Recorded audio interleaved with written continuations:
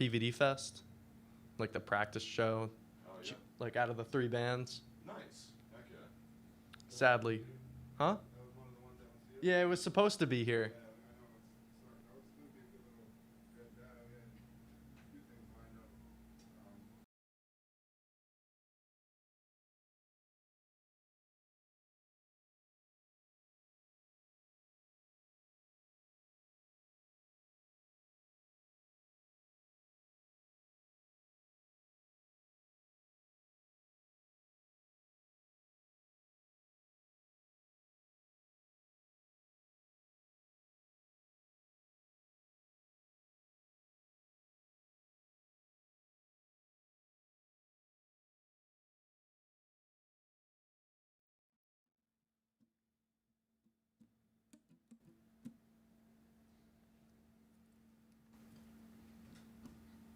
Good to go. This one's called Daybreak.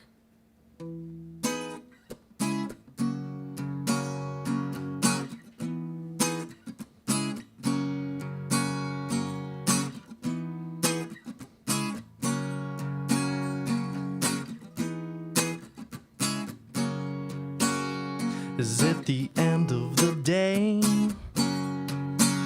More like the end of the world. I had to rethink all of those choices I made.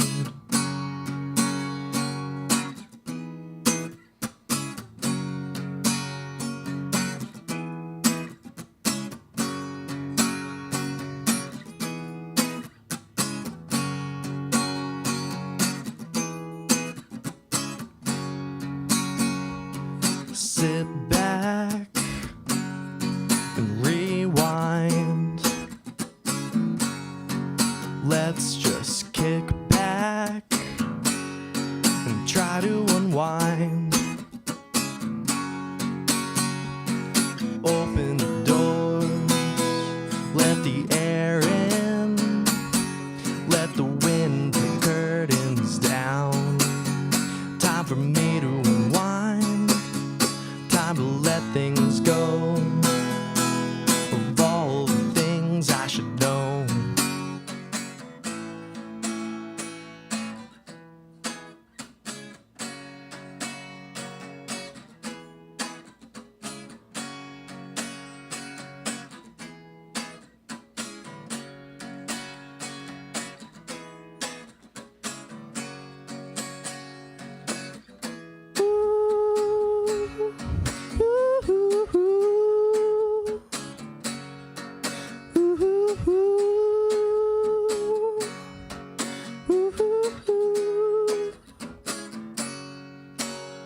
Let the day break, start over again.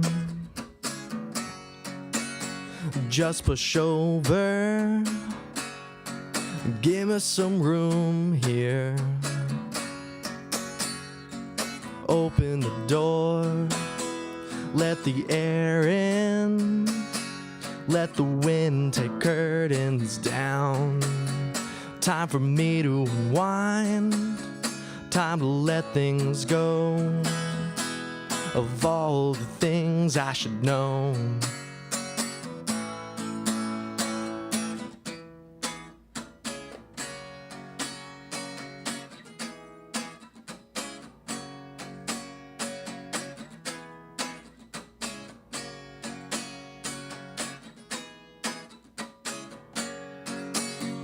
Through all that I've gained and all that I've seen,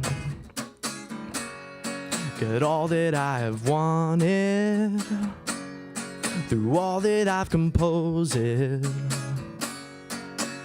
although wake me from a deep sleep, from terrible dreams. Open the door, let the air in, let the wind take curtains down. Time for me to unwind, time to let things go, of all the things I should know.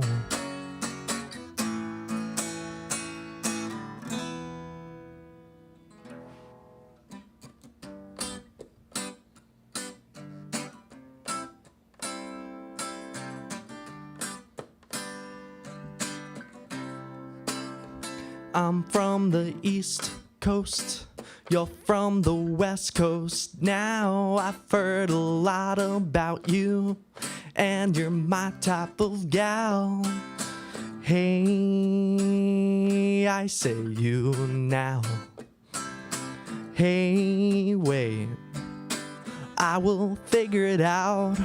We jumped off our boards and rolled away in waves. We swam back to the shore, and I look back on those days at the beach.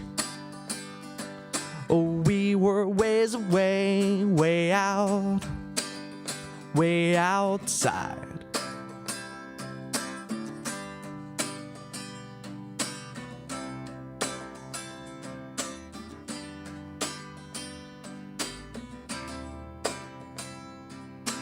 Back from the beach where we spent the night, you pin back your hair, but baby, it's fine. You look so nice from your head to your toes, dynamite, and that's how she rolls. We jumped off our boards and rolled away in waves. We swam back to the shore, and I look back on those days at the beach.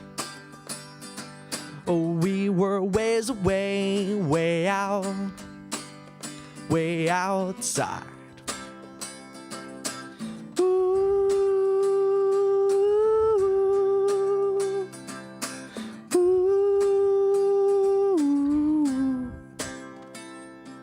I've wanted to feel the breeze from the sea. I've wanted to build with the sand by my feet from the beach. Oh, we were ways away, way out, way outside. We jumped off our boards and rolled away in waves. We swam back to the shore, and I look back on those days at the beach. Oh, we were ways away, way out, way outside.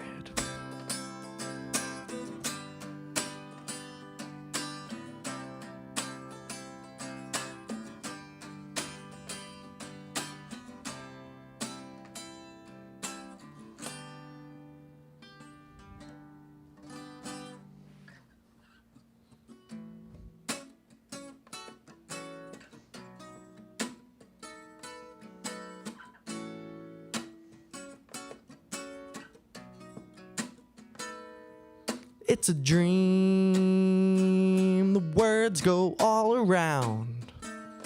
It's a dream, reality. The world just screamed. The people leave this town. I feel the need to shout it out, come on. Let's float on.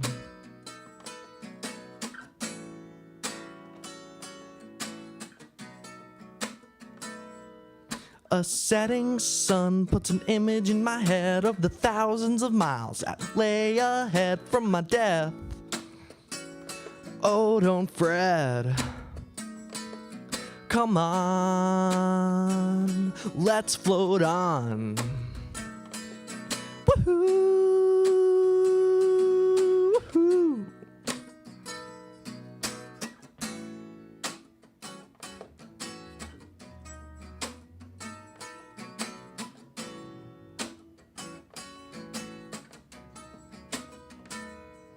It's a dream they'll see.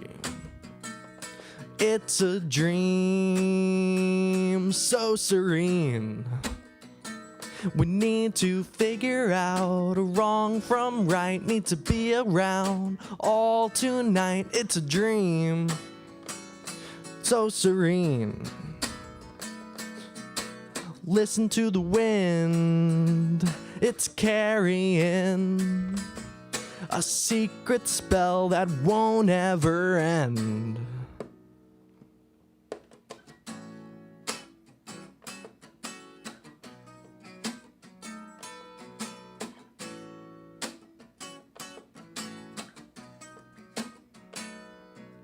A setting sun puts an image in my head of the thousands of miles that lay ahead from my death.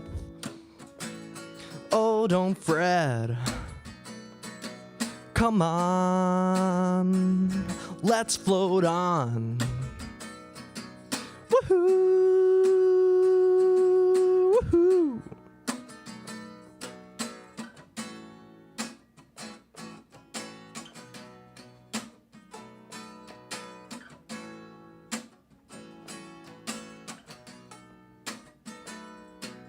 It's a dream you'll see when we leave reality. Let's believe those dreams swim in the Dead Sea eventually. Listen to the wind, it's carrying a secret spell that won't ever end.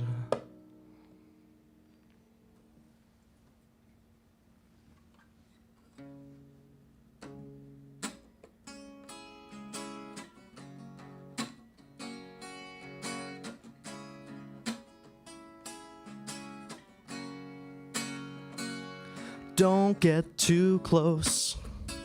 There are things you ought to know. How far to go, or if you're better off alone.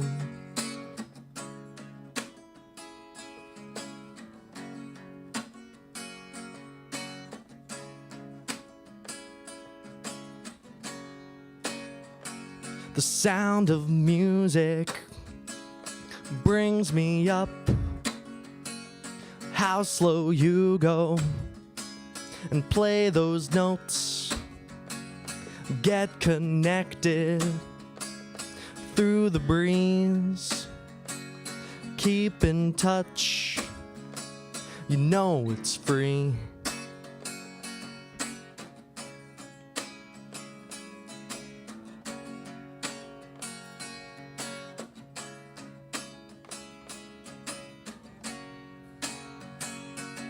When you find yourself asking where to go,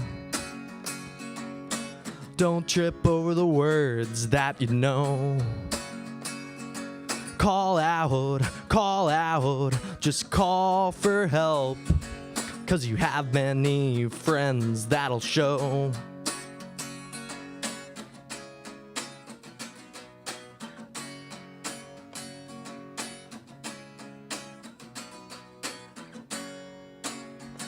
The sound of music brings me up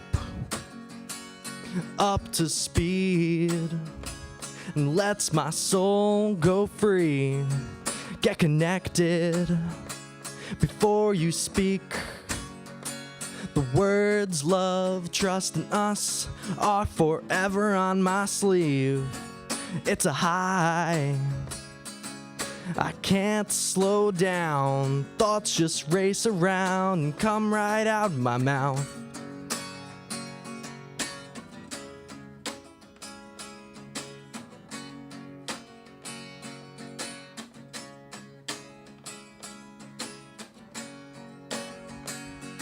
And when you find yourself asking where to go, don't trip over the words that you know. Call out, just call for help when you don't know which way or when to go.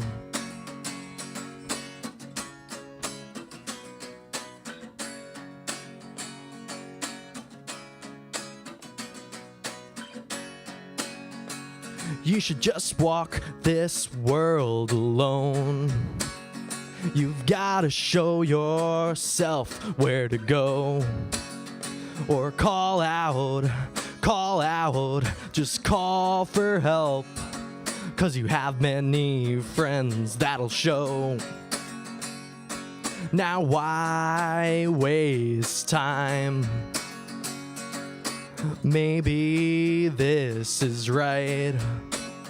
or I'm out, all spun out through hell, and I don't know which way or when to go.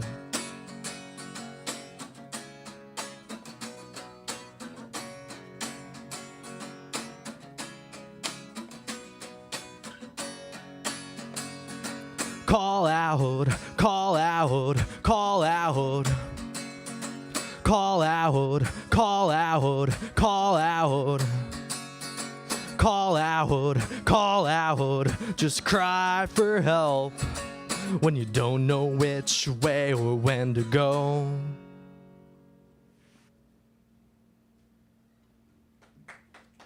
Thank you.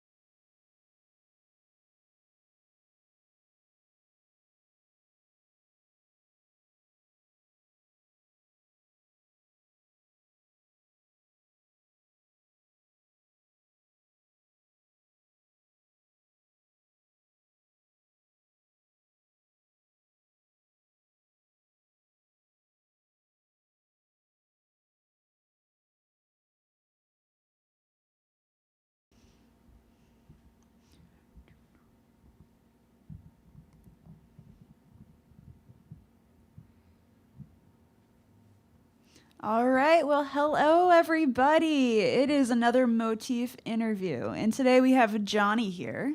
How are you doing today? Pretty good. How are you? I'm doing pretty good. And I feel like it's been a long week and it's only Tuesday.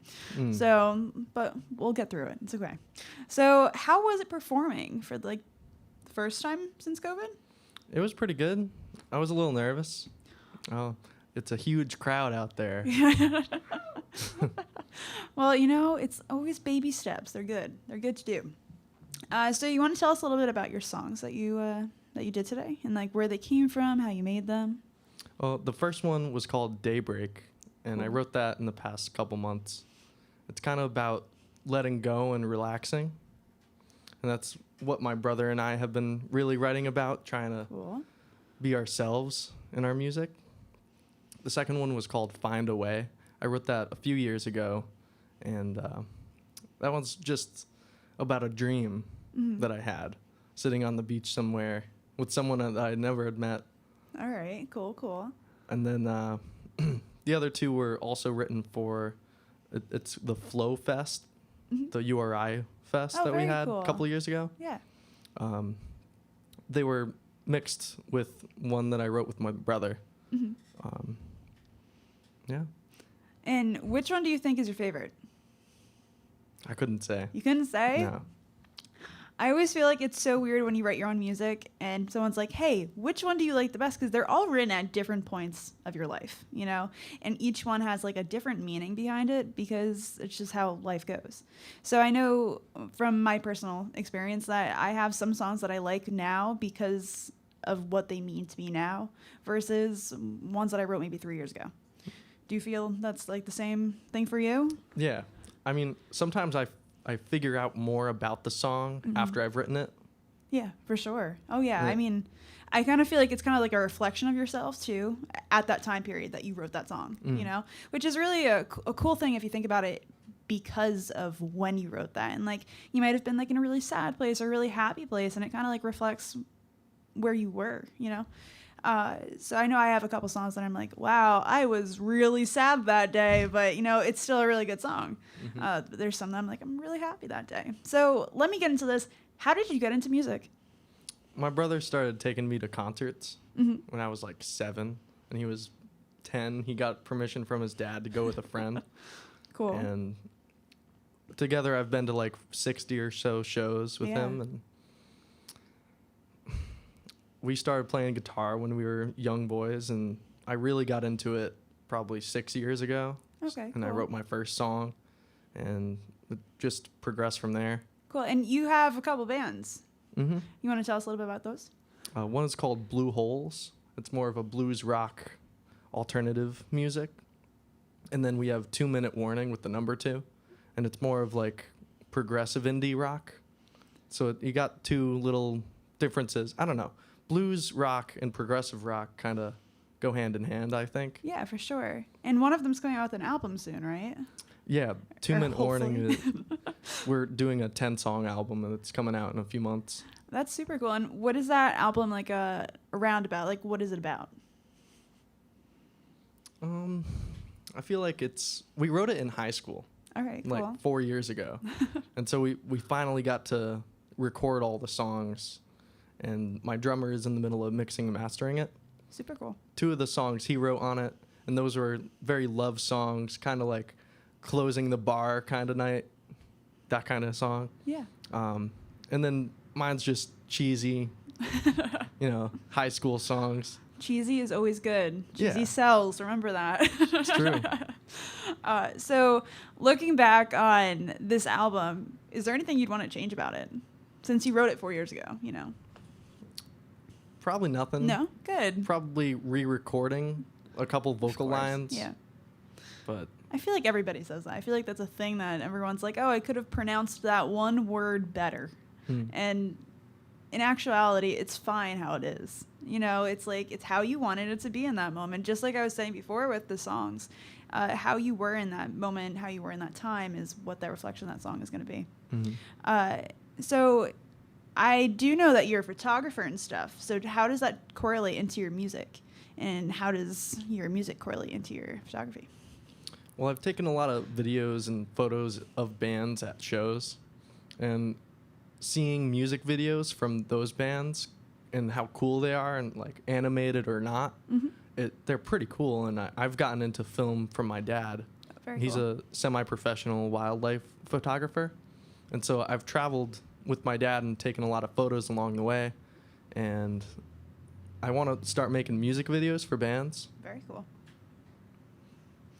And music videos as you interpret them, or how the band interprets them? Because I know there's always those two different ways of recording stuff, you know? So how do you feel about just doing something that the band does and not having a say in it, or having a say in it? And like, how does that contrast work? I do not do film, so I'm asking you as the more experienced one. It's kind of hard to work with a band Because if you go into it with a plan and you talk to them about it, it might not turn out exactly how you want it to be. Yeah, for sure. The band might have plenty more different ideas than you do. And me and you are working on a music video. Yeah. There's a lot of tension in the air sometimes. For sure, yeah. And I feel like those are the points where you need to walk away, you know? And those are the points where you need to reevaluate the situation. I don't know. Do you feel the same way sometimes? Yeah. And you just got to kind of just keep going forward. Because if you don't, you're going to get stuck in this like little hole type thing. Well, you know, I do want to talk about more of your music and stuff. So do you want to tell us about, like, I know you play so many random instruments. So you want to talk about that? If it has strings on it, I can probably play it. Not very good. Doesn't mean I know the music theory or the clefs behind it, but I can make melodies off of most instruments. Well, that's a pretty cool thing to do. Some people cannot do that. Some people can't pick up any random string instrument and also make it sound like a thing. I know that sometimes I overcomplicate it for no apparent reason, and just like playing and just feeling it is a really hard thing to do for some people, you know. I know for the longest time I would overthink every single thing I did. So how did you overcome not overthinking every single thing you did? Well, it depends on the chemistry in the room. And like if you're just making a song by yourself, you might want to take that 5-minute break before going in recording it again. You might want to take a couple days. But if you're playing with a band, you should jam with them and just be, I don't know, just in the moment kind of things. Yeah, for sure. I mean, in the moment, I feel like sometimes can even be hard though, because you might like what you're doing in that moment, and then 3 days later, you absolutely hate it. I know I've been in the studio before, and I just like recorded a whole song. I'm like, oh my, this is awesome. I'm gonna use it. This is gonna be like an awesome song. And then I listened to it 3 days later, and I'm like, this sucks. So have you ever had that experience before? Not too much. No. More of like, I can never play it like that again. Yeah. Yep. I mean, it's also that feeling and emotion you have at that point in time too. Sometimes I feel like it's really hard to get that emotion back from when you wrote that song or when you started playing that song with your lyrics, you know, that emotion really drives the song. And I think that's like one main thing that people have hard times with. Do you ever have a hard time with that? Yeah, for sure. Yeah. From like finding how you were feeling at that moment in time. Yeah. I mean, it's a really cool thing, though, being able to talk about, like, oh, I wrote this song because, I don't know, my friend crossed the street a funny way. Like, whatever it is, I think it's really cool to, like, tell people why you wrote something, you know? Like, I love talking about why I wrote specific songs for people. And, you know, it's a really cool thing. And it's also a kind of scary thing because it's like a piece of you that you're giving away to somebody. Do you ever feel like that with your music, that you like, it's like a piece of you that you're like, hey, world, listen? Yeah, for sure. Yeah, and I kind of think it's scary sometimes too, no? Yeah, releasing new music. Yeah, for sure. You're like, I don't know if people are going to like this, but on top of it, this is a piece of me that I want you to hear. Like, I mean, it's a cool thing, and it's also a scary thing, and you did it here today, so good job. Yay. Thank you. Well, your performance was awesome. It sounded great, and everybody listened to it, and we appreciate you being here. So thank you for coming in today. Thank you. Next up, we're going to have Hillary Jones for an interview. She is the creator of Midriff Podcast, so we will be back in a couple minutes.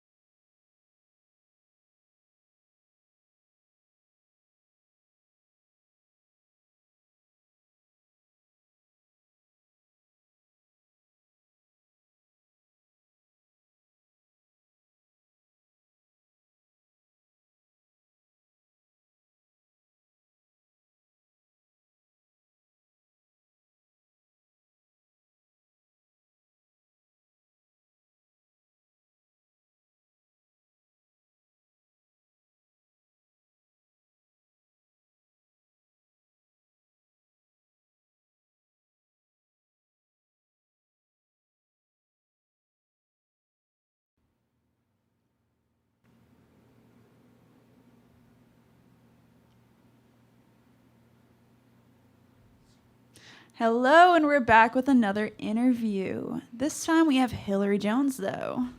How are you doing today? Doing all right. Good, good. I was just saying to you before, it's the other way around now. You have somebody interviewing you, you know, a little different. Yeah, it's gonna be like Jeopardy. I'm gonna answer everything with a question. Go for it. Yeah. You know, we love it. Yeah. So you and I have known each other for a long time now. A minute, yes. Just for one of them, 1 Yeah. minute.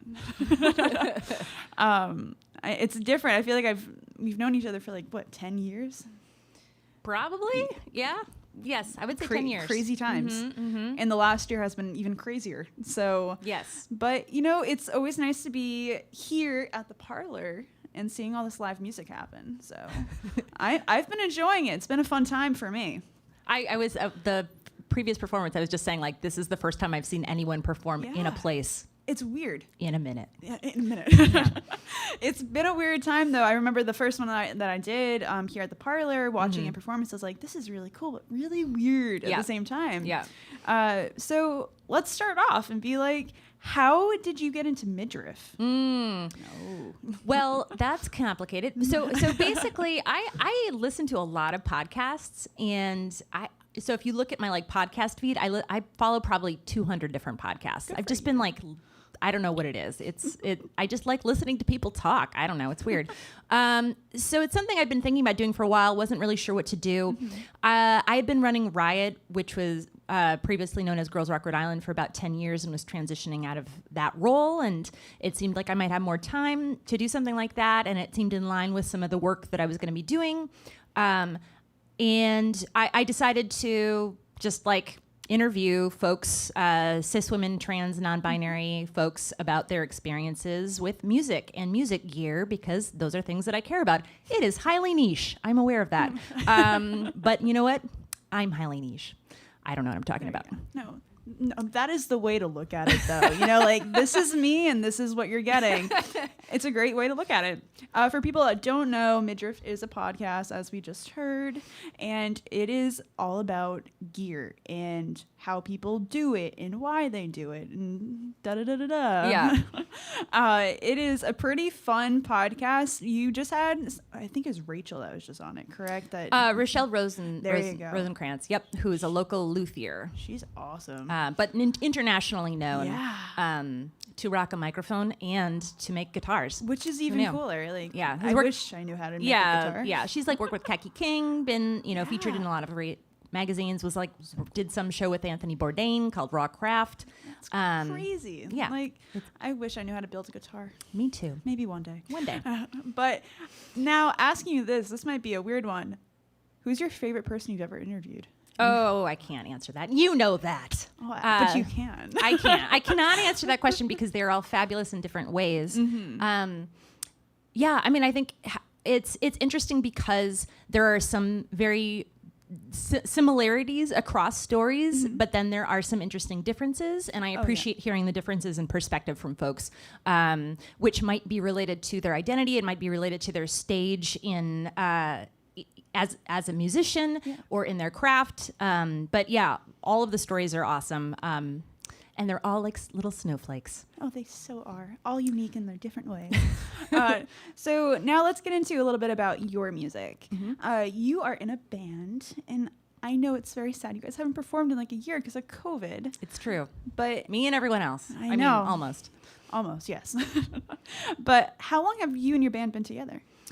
So the band that I'm in right now is called Alpha Error. And by that, so we are technically not probably going to be performing as Alpha Error again because our singer, Rosie, who's fabulous, ended up moving to Chicago over the summer. And so we will be reforming when we actually get in. We were literally having text. We're like, what are we going to do? So we're now that we can finally have practice again, hypothetically, in another month or two, we're going to be reforming with a new singer and having some new music. So that's the plan. That's exciting. Yeah. It's going to be a whole new world in 2 months, or hopefully, fingers crossed. I cannot even imagine. I know, right? Yeah. And it's getting warmer out too, so people can go outdoors and all that.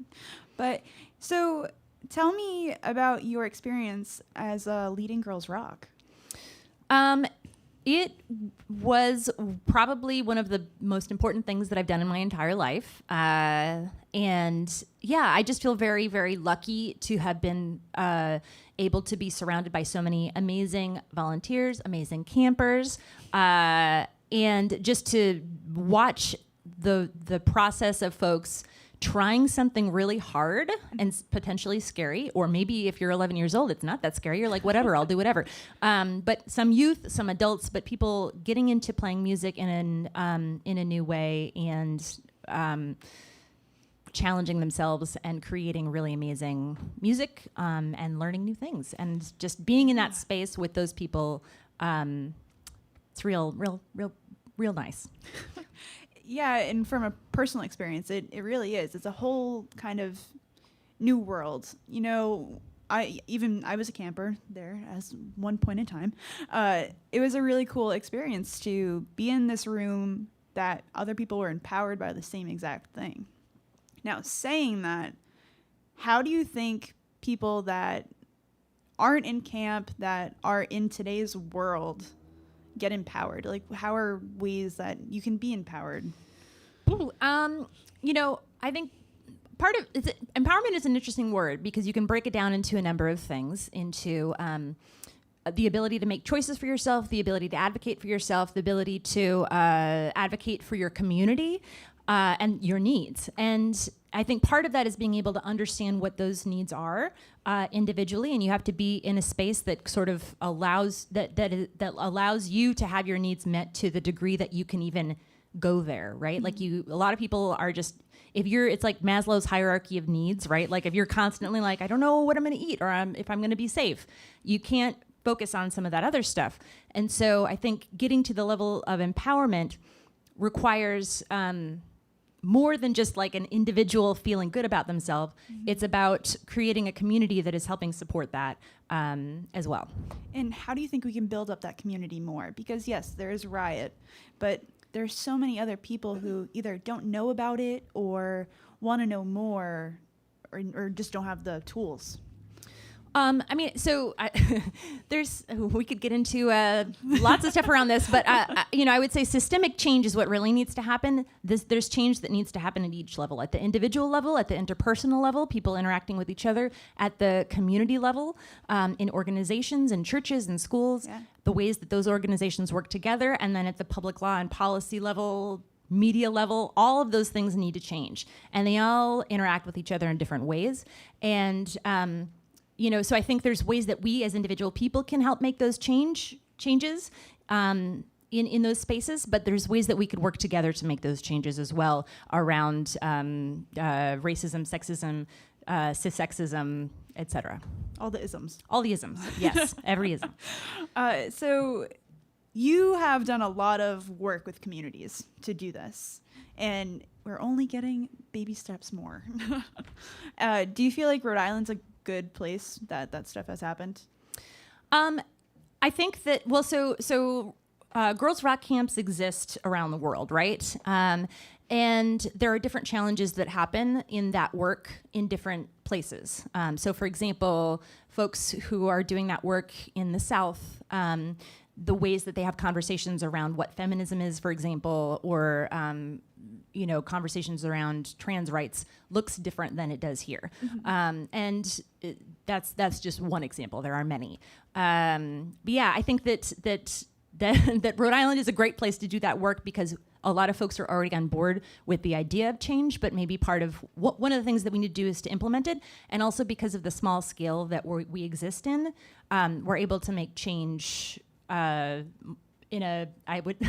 hypothetically, we're able to make change more easily because of the proximity that we have to each other. Yeah, and do you feel like your music helps to make this flow a little bit more, make that change a little bit more known? I mean, I don't know if my music does, but I guess for me now, I was having this conversation with somebody the other day. For me, performing music is really, I like to play, like I feel most powerful when I am performing music, when I am on stage playing, like more so probably than anywhere else in my life. And I think that there is a visceral experience that one has when they're performing music because of not only the physical nature of it, the emotional nature of it, and then the shared nature with the community, which eventually we'll hypothetically have again. But I think that not just my music, but I think everyone's music has the potential to do that, to make change individually and collectively. Yeah, and I think that we're stepping in the right direction of getting that change more and more. We might get a step back a couple times this year, but but I feel like everyone's trying to get their feet back to the ground because everybody kind of got swept off real quick. And I think that this change is progressively happening, and I think that's a really good thing. And I think music is a very big factor of that. I feel like so many people are coming out with different genres of music nowadays than ever that it's a really cool thing. And in their lyrics, it's like storytelling and things like that, which is one of my favorite things about music is it's storytelling. So going to all the music, what do you miss most about not seeing your band and not being able to make that music with them? Well, it's funny because I feel like I've been sitting in a basement for a year, basically, talking to people through the internet, either through interviews or through workshops or things like that. The one thing your parents told you not to do, don't talk to random people on the internet. Yeah, exactly. That's my job now. Sorry, Mom and Dad. So that's, I've just been literally sitting in my basement by myself.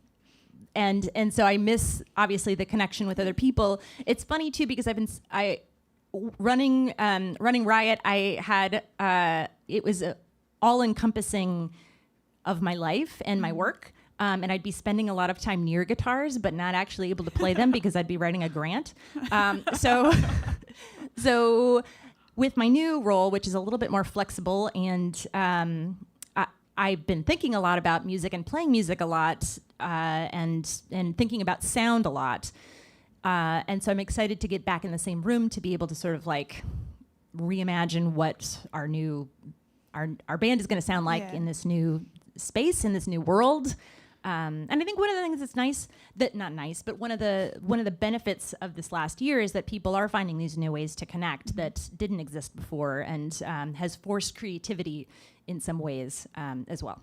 Yeah, 100%. And I feel like once people can actually reconnect again, I feel like more creativity will even happen more because everyone's going to be seeing people. You're going to be actually being able to jam with them for a little while. Like I was talking to somebody about what's going to happen when this is all done, and everybody's just going to be like, blah!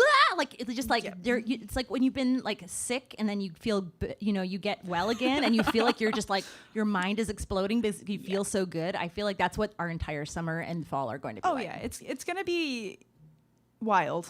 Yeah. I'm like, I don't know if fun is the right word, but wild is. I think it's going to be fun. You think so? I hope you're right. I hope it's both wild and fun. Wildly fun. Yes. I feel like I haven't been working with a lot of people like I usually have because I usually have people coming in and out of the music studio and everything else, but I've been containing it so much because of everything that's been going on in the world. But I feel like I'm going to be able to work with so many different people, and I feel like you and your band might be able to do that as well because of that. And so many new shows and venues, and like it's going to be a crazy time. But I'm so ready for it. Yeah. So saying that with everything, what do you think's going to come out of that? Like you're saying, crazy time, more music, new bands, new solo artists, like what's going to come out of that? Boy, I think that there's been this experience of folks. I think that this has sort of functioned in two ways. The people that I know who are musicians either have gotten just like wildly productive, where they're just creating all of this stuff. And if they don't have a family, they're maybe able to work in a pod, or maybe if they don't, their risk tolerance is higher, they're able to work with their pod in their band, and they're like, we've got 3 new albums, blah. And then there's other people like me who, maybe are in a band with someone who has a child who's also in a school that's different from their school, and so they can't be in a band, be in a room together. And then that's kind of starting over a little bit as well. So I think that there are two ways that might end up going for people. And I'm excited to see how that works. I feel like that people will be just so excited and energized to be able to be out in the world again that is going to be, I think that's going to be the major shift. Yeah, I agree with that 100%. And I also feel like a lot more outdoor venues are going to become a thing as well. Like people are just going to be popping up stages left and right, which I wouldn't mind at all. That'd be pretty nice, to be honest. I mean, as long as I don't have to do sound at them, that's fine. I feel like a lot of sound engineers feel the same exact way. I feel like a lot of those companies that like rent out sound gear and stuff are going to be totally sold out for a little while. And you know, it'll be a fun thing. It'll be a cool thing to do, you know. And everybody's just gonna have like hula hoops. You're gonna be like off, like given a hula hoop that is like attached to your waist, and that's how far you can move. That would be awesome, and that is a great idea. Thank you for telling me that. I think someone needs to work on that. I do too. I believe it can. Why don't you do it? I've got nothing but time. Let's do it. Go in your basement, make a cool hula hoop. Fashion myself some hula hoops. It's gonna be great. Check out my Etsy store. Oh, there you go. Yeah. Look at that. Promote it right here. So looking at your Instagram's a cool one for midriff. Now you got a new piano, like pedal board. It is my child's piano. I have a 5-year-old. I don't know if anybody saw Big, but in Big, there's like the piano, the foot piano where they're like dancing on it. It's like a smaller version of that, but you're still very cool. stepping on it. Yeah. That's really it. It's a toy piano that you play on the ground. It looks so cool though. It's cool. It is not easy to play, but it is cool. You made it look like it was like a thing that you ordered and you've been waiting months for. Like No, it has been sitting in my child's closet. We occasionally pull it out and use it and then put it away. Reinventing things. Look at you. See hula hoops, pianos that are I your had child's. a melodica out. It really like this part of we've gotten to the point in the pandemic where I'm like, what else can I do? My brain is exploding. Yeah. See, and that's where I became an old lady. I just started crocheting 24/7. Do it. So yeah, you gotta do it. But I really do love watching your Instagram and all of your cool like solos that you do and all that. I'm like, this is awesome. It's not a solo as much as a guitar demo, sort of. But it is a solo in that I am by myself. Yeah. So you have that part right. I count it as this really cool riff that you just made up 10 minutes ago, and you're like, that I is have true. to share it with the world. I just feel it right here. I have to share it with the world. 100%. They need to know about this riff that I wrote 10 minutes ago. It's the best. It really is, though. Come on, give yourself some credit now. Thanks. And then all your pedals you have, you're like, I'm just made a mess on the floor, but it's fine. It is a danger zone.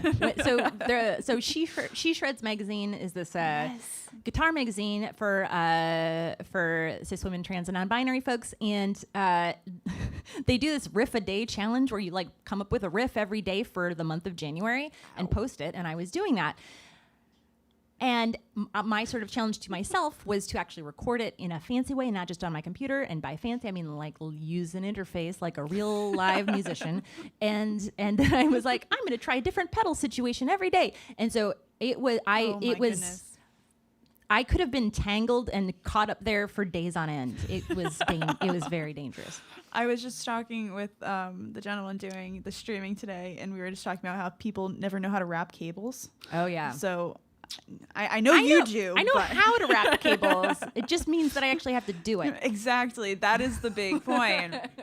Yeah, I was talking about the first time that I ever did live performing stuff. I did not know how to wrap cables at all. And so I wrapped them, and then the guy came back over and rewrapped every single cable. And I was like, that was a learning curve for me right there. I have gotten in fights with people about cable wrapping on more than one occasion. I think that is a common Someone wants thing. to throw down. I'm ready. You're like, I'm ready. I got my cables in That's each right. fist. But I feel like that's a common thing with musicians that nobody really knows. It's like the side that nobody ever sees. Unless Don't talk about it. Yeah. Zip it. Exactly. Yeah, it's a true thing. I wonder if people are going to get mad at that once people can actually go and perform again, or if they're just like, No one knows how to wrap cables anymore because they haven't gone anywhere. Exactly. Yeah. Come on, guys. Time is ticking. Start learning again. Yeah, look it up on YouTube. It's there. So I know that you have been learning all your interfaces and everything. What kind of interface do you use? I use that little buddy over there, the Focusrite 2i2. Yeah.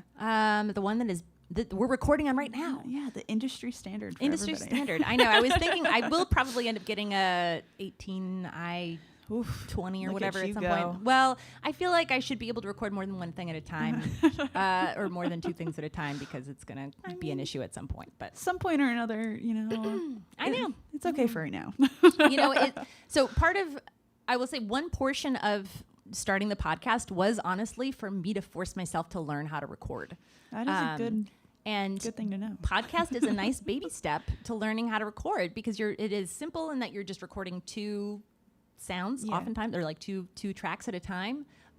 You don't have to learn the EQ piece of it is a little bit different or less complicated. Yeah. So I think it worked. I don't know what I'm doing entirely, but I'm excited about it, and I feel like I've got the major functions sort of figured out. Which is always good. Major functions work well. Have you ever thought about streaming your interview that you have done with somebody?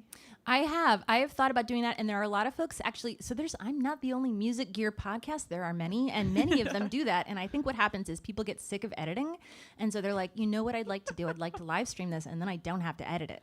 And then because, as you know, and I know because you edit my podcast and the interviews, that it just takes a lot of time, and and yeah, if you do it live, then you don't have to edit it down, or you can edit it down, but maybe you would be less attentive to it because of that. Exactly. And that's kind of what we do here too. This goes into an audio and then I go edit it. Yeah. Part of it is I was like, this is the thing about I've been on the edge numerous times about starting a YouTube channel, but I don't really want to deal with YouTubers. I don't want to deal with the comments. You can turn them off. Just be like, all of that. I know I should just do that. And I think that's been part of the thing. I'm like, it would be fun to do that and have this like be live or whatever, but I am nervous about being on YouTube. I mean, you can always do reviews or demos of guitars. That is still on YouTube. You're right, though. It is. I think that is the one thing that's holding me up. It is, well, it's skill. There's a lot of skill involved. I don't know how to actually record anything, and I definitely am not good with video, but or graphic needs, any of that. But I could throw something together and put it on YouTube. I just don't want to deal with YouTube. I don't blame you. YouTube is a pain. And then you put it up, and then 4 days later it's taken down because copywriting or whatever. Ooh. Yeah, it's a whole nother ballgame. I hadn't thought about that. I'm never playing a cover song ever, so that's fine. If you asked me to play a cover song right now, I probably couldn't. That's how I feel too, though. I never feel like it's really your own. It's true. Know? But, it's always fun to like go play like a Tom Petty song, but then it's hard. You have to learn more parts of a song. I don't like. I'll play 2 parts of a song, and I'm like, that's it. I'm done now. It's pretty good. Yeah. Well, I really do miss playing out. I have to say that. I actually probably haven't played out in like 3 years, but now that I actually can't, I think it makes it feel worse. Yeah. I'm always behind the scenes with everything. That's why. Yeah. It's easier that way. You're not seen by anybody. Yeah. You don't have half the stress on you. You can do whatever you need to. It reminds me of a little bit of being like the stage, like running stage, like when we would run stage, for example, at a Riot showcase. I would be sitting on the stage, and then sometimes something would happen in the middle of the show and I would go like hide behind an amp, but I'd have to hide behind the amp for the entire, it's like you're hiding behind the amp. But it's kind of fun though. It's like hide and go seek. It is like Can that. anybody see me? No? Okay. Yeah. Good spot. It's perfect. I remember those days too, of you just running up randomly in between things. Plugging someone's jack in a little further. I can't hear it. Yeah. My goodness, that feels like forever ago now, doesn't it? What is time? I know. Really, though, I feel like everything's forever ago now, though. But, well, I hope you enjoyed today. I hope you had a good time. I hope that my interviewing skills were subpar to yours, but no, not possible. Okay, all right, you're great. Mine are pretty bad, so you're gonna be better. No. But thank you very much. This has been a lot of fun, and thank you for editing my podcast and inviting me to be here anytime. Yeah. Well, thank you everybody for tuning in, and we hope you have a good day.